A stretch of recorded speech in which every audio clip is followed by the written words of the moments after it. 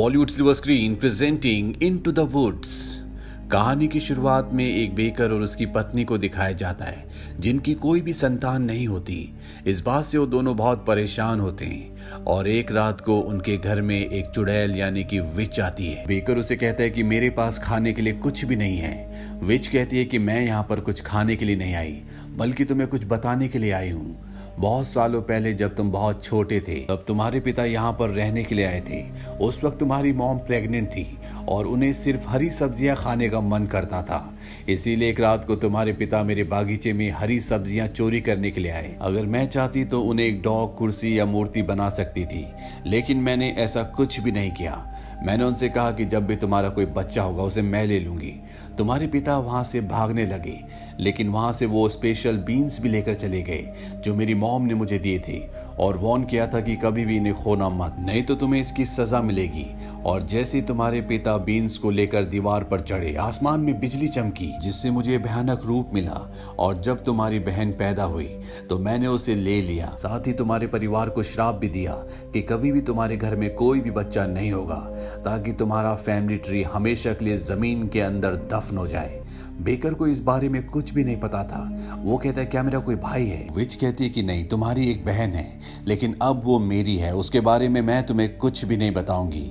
और अगर तुम चाहते हो कि श्राप तुम्हारे खानदान से हमेशा के लिए खत्म हो जाए तो उसके लिए तुम्हें मेरे लिए 3 दिन के अंदर 4 चीजें लानी होंगी, क्योंकि 3 दिन के बाद आसमान में पूरा चांद निकलेगा। ये खास दिन होता है जो 100 साल में एक बार निकलता है। पहली, एक गाय जो दूध की तरह सफेद हो। दूसरा, एक केप जो खून की तरह लाल हो। तीसरा, एक बाल जो कॉर्न की तरह पीला हो।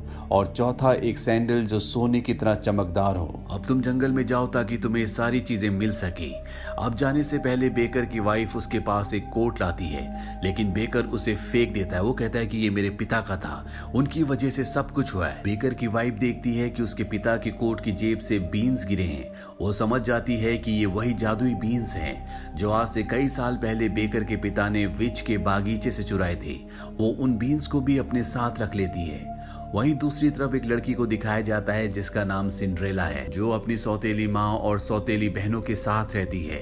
घर का सारा काम सिंड्रेला से ही करवाया जाता है। और एक दिन जब उसकी सौतेली माँ और सौतेली बहन राजा के जश्न में जा रहे होते हैं, सिंड्रेला भी वहां पर जाना चाहती है, लेकिन उसकी सौतेली माँ और उसकी बहनें उसका मजाक उड़ाती है। वो कहती है कि तुम अपनी ड्रेस देखो, अपनी सैंडल्स देखो, वहां पर सब लोग तुम पर हंसेंगे। इन कपड़ों में तुम राजकुमार के सामने डांस करना चाहती हो। उसकी सौतेली माँ जानबूझकर वहां पर दाल बिखेर देती है और कहती है कि पहले एक काम करो। उन तीनों के जाने के बाद सिंड्रेला जंगल में जाती है जहां पर उसकी मॉम की कब्र है। सिंड्रेला अक्सर यहाँ पर आती है। उसने अपनी मॉम की कब्र पर एक छोटा सा पौधा लगाया था जो आज उसके आंसुओं से इतना बड़ा हो चुका होता है। वहां पर वो कहती है कि आई विश। तभी उसे उसकी मॉम की आत्मा उस पेड़ पर दिखती है और उसकी मॉम कहती है कि जो भी तुम्हारी विश है वो मांग लो। और अगले पल सिंड्रेला के कपड़े पूरी तरह से बदल जाते हैं। उसके शरीर पर एक बहुत ही सुंदर पोशाक आ जाती है और साथ ही उसके पैरों में सुनहरी सैंडल्स। वहीं जंगल में बेकर उन 4 चीजों को ढूंढ रहा होता है। तभी उसे एक लड़की दिखती है जिसने केप पहना होता है जिसका रंग खून की तरह लाल है। इस लड़की को बेकर पहले से जानता है। यहाँ पर अब विच भी आ जाती है। बेकर कहता है तुम खुद जाकर क्यों नहीं ले लेती? विच कहती है कि मैं उन 4 चीजों में से किसी को भी हाथ नहीं लगा सकती। विच वहां से चली जाती है। बेकर उस लड़की के पास जाता और उससे उसके केप को जबरदस्ती छीन लेता है। वो लड़की चिल्लाना शुरू कर देती है, इसीलिए बेकर को उसका केप उसे वापस लौटाना पड़ता है और वो लड़की वहां से निकल जाती है। दरअसल वो अपनी दादी के घर जा रही होती है। अब यहाँ पर बेकर की पत्नी भी आ जाती है और इन्हें इस जंगल में एक लड़का दिखता है जिसके पास गाय होती है जो दूध की तरह सफेद है और इन्हें इसी गाय की जरूरत है। ये उस लड़के के पास जाते हैं और उससे पूछते कि तुम यहाँ पर क्या कर रहे हो? वो लड़का बताता है कि मैं शहर इस गाय को बेचने जा रहा था पर मैं अपना रास्ता भूल गया। बेकर उससे पूछता है कि तुम इसे कितने में बेचना चाहोगे? वो लड़का कहता है कि 5 पाउंड्स में, लेकिन बेकर और उसकी पत्नी के पास एक भी पाउंड नहीं होता। बेकर की पत्नी कहती है कि हमारे पास 5 बीन्स हैं जो कि मैजिकल बीन्स हैं। इसके बदले अगर तुम अपनी गाय देना चाहो तो हम तुम्हें बीन्स दे सकते हैं। हालांकि वो अपनी गाय कभी भी बेचना नहीं चाहता था क्योंकि वो उससे बहुत प्यार करता है, लेकिन वो इस डील के लिए मान जाता है। वो बेकर से कहता है कि एक दिन मैं अपनी गाय तुमसे वापस जरूर लूंगा। वो बीन्स लेकर वहां से निकल जाता है और अब इनके पास एक चीज आ चुकी है। इसके बाद बेकर उस तरफ जाता है जिस तरफ वो लाल केप वाली लड़की गई थी। वहीं वो लड़की अपनी दादी के घर पहुंच जाती है, पर वहां पर एक भेड़िया भेष बदल कर लेटा होता है जो पहले उसकी दादी को खा चुका होता है। लड़की कहती है कि तुम्हारे कान इतने बड़े क्यों हैं।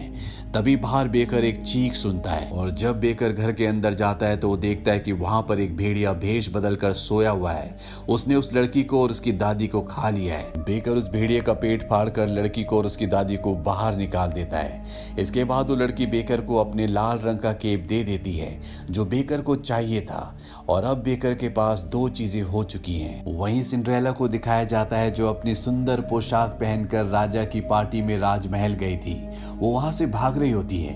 दरअसल उसने वहां पर राजकुमार के साथ डांस किया था और राजकुमार उसे बहुत पसंद करता है, इसीलिए राजकुमार उसका पीछा भी करता है। पर सिंड्रेला जंगल में पहुंच जाती है जहां पर बेकर्स की वाइफ जो कि गाय लेकर घर जा रही होती है वो उसे देख लेती है। सिंड्रेला वहीं पर छुप जाती है और तभी वहां पर राजकुमार आता है। राजकुमार बेकर्स की वाइफ से पूछता है क्या तुमने यहाँ से किसी लड़की को जाते हुए देखा।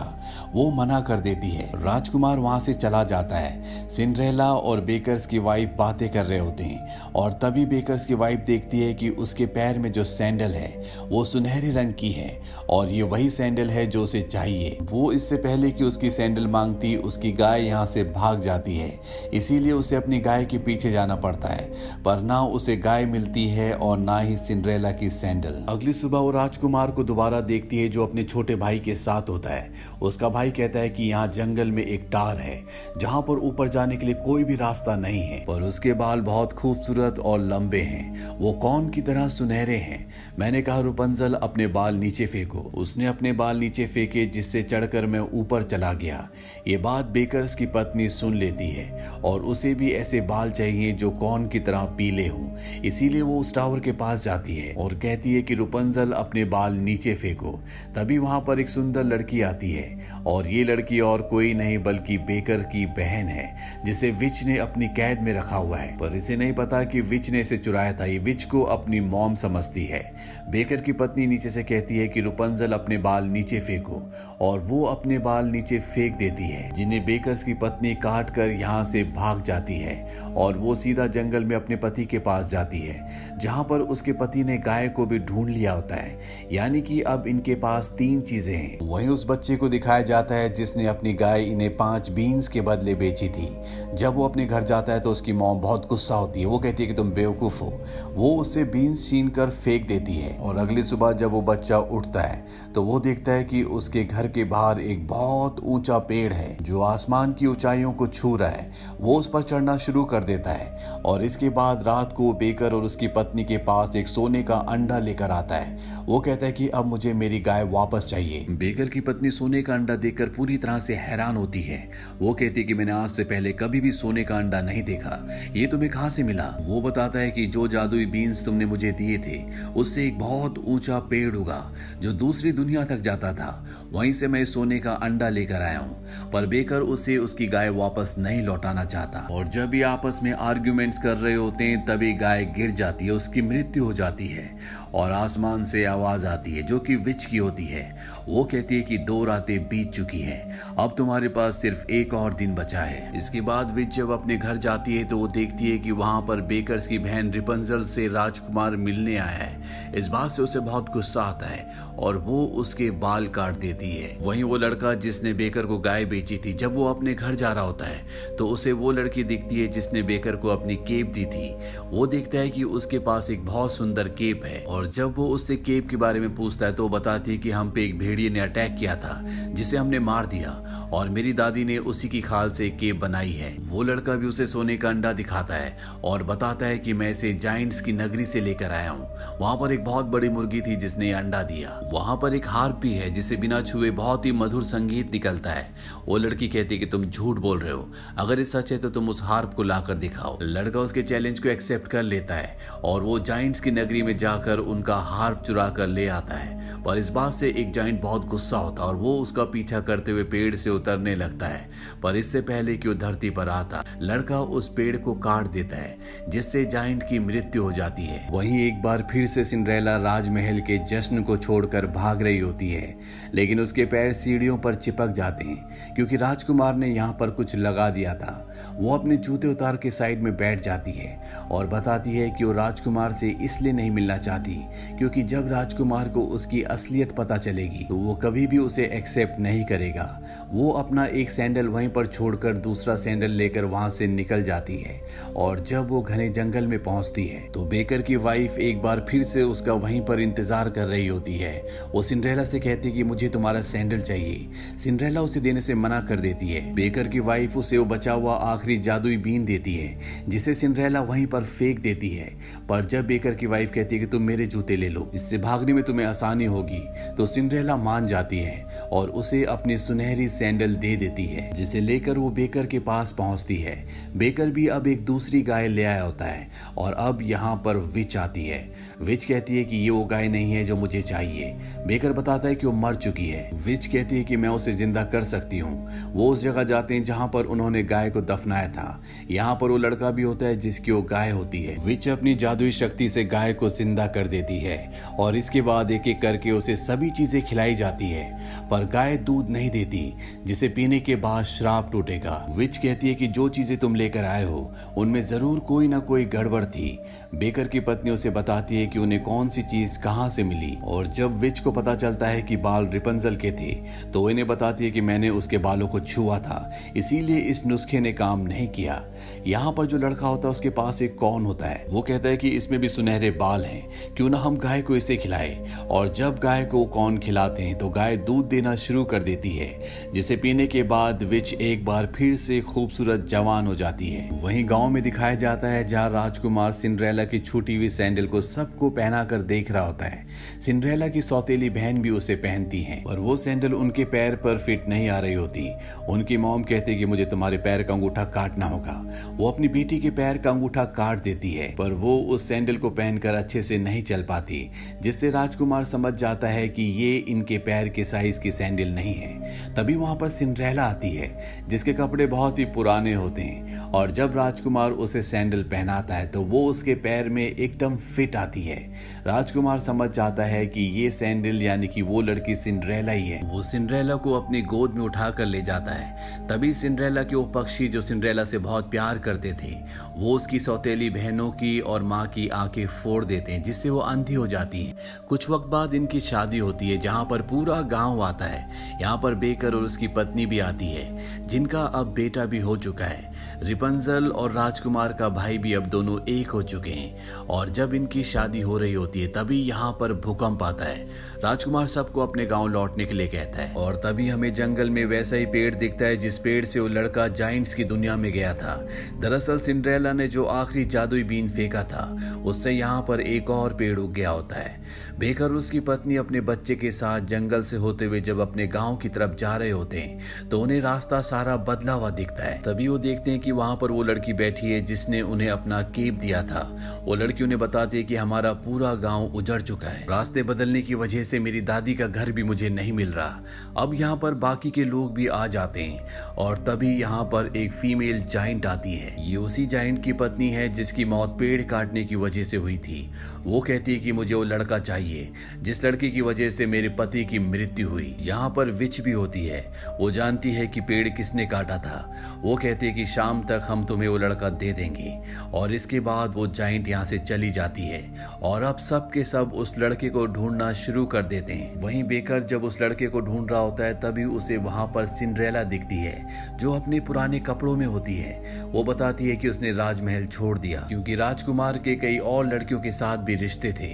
वही राजकुमार को दिखाया जाता है जो बेकर की पत्नी के साथ भी फ्लर्ट करता है। बेकर की पत्नी भी उसे मना नहीं करती।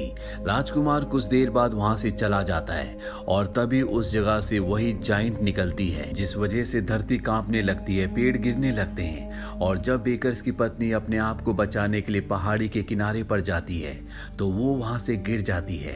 जिससे उसकी मृत्यु हो जाती है। और इसके बाद ये जाइंट के धरती पर आने के लिए एक दूसरे को ब्लेम करना शुरू कर देते हैं, क्योंकि बेकर ने अपनी पत्नी को खोया था। वहीं उस लड़की ने जिसने बेकर को लाल रंग का केप दिया था, उसने अपनी मॉम और दादी को, और जो लड़का हार्प ऊपर से चुरा कर लाया था जिसने पेड़ काटा था, उसने भी अपनी मॉम को खो दिया होता है। यानी उन जादुई बीन्स की वजह से जिससे वो बड़ा पेड़ उगा और जाइंट धरती पर आया, इनके अपने लोगों की मृत्यु हो गई होती है।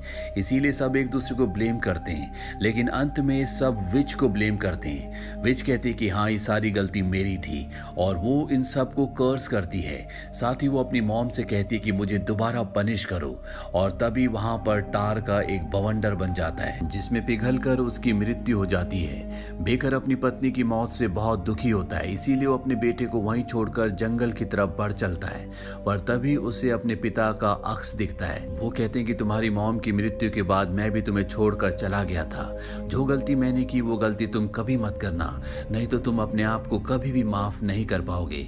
बेकर को अपने पिता की बात समझ में आ जाती है और वो वापस अपने बेटे के पास आ जाता है। और अब यहाँ पर जितने भी लोग बचे हैं वो सब के सब प्लान बनाते हैं कि वो उस जाइंट को उस टार में यानी कि तारकोल में फंसा कर मार देंगे जिसमें विच पिघल गई थी। और अब यहाँ पर जाइंट आती है जिस पर सबसे पहले सिंड्रेला के पक्षी हमला करते हैं। इसके बाद ये सब भी उस पर हमला करते हैं और उसे उस टार के यानी कि तारकोल के पिट तक ले आते हैं, जिस पर गिरने से उसकी मृत्यु हो जाती है। साथ ही वो पेड़ भी टूट जाता है जिस पेड़ से वो नीचे आई थी।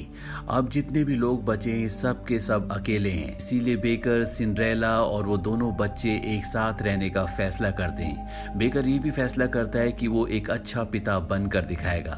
इसी के साथ ये फिल्म यहीं पर खत्म हो जाती है। ये फिल्म ईयर 2014 में रिलीज हुई थी। IMDb पर इसकी रेटिंग है 5.9। उम्मीद करते हैं कि ये कहानी आपको पसंद आई होगी।